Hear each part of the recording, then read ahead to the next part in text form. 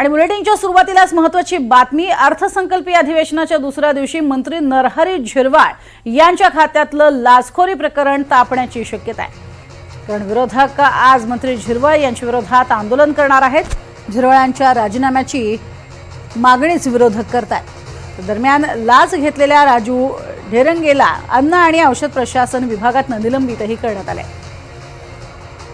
अधिक माहिती घेऊया, जुई जाधव आमची प्रतिनिधी आपल्या सोबत आहे। जुई, एकीकडे आपण बघतोय विरोधक वेगवेगळे मुद्दे घेऊन रोज आक्रमक होणार आहेत। आजचा मुद्दा झिरवाळांचा असेल असंही कळतंय, काय अधिक माहिती?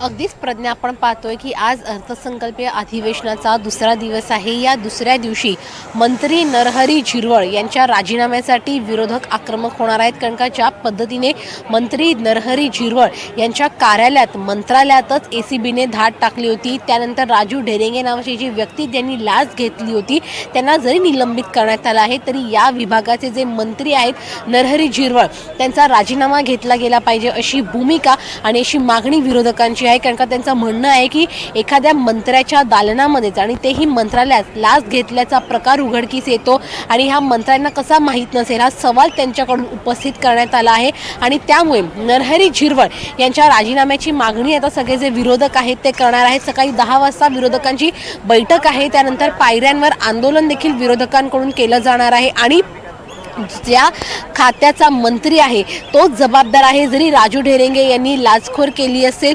लाचखोरीचं प्रकरण घडलं असेल, जरी त्यांनी खरं तर लाच मागितली असेल, तरी देखील ज्या खात्याचा मंत्री आहे त्याला या सगळ्या संदर्भात जबाबदार ठरवलं गेलं पाहिजे। आणि त्यामुळे मंत्री नरहरी झिरवाळ यांच्या राजीनाम्याच्या मागणीवर आता विरोधक ठाम आहेत। प्रज्ञा, नक्कीच तुर्तास धन्यवाद या संपूर्ण माहितीसाठी जुई।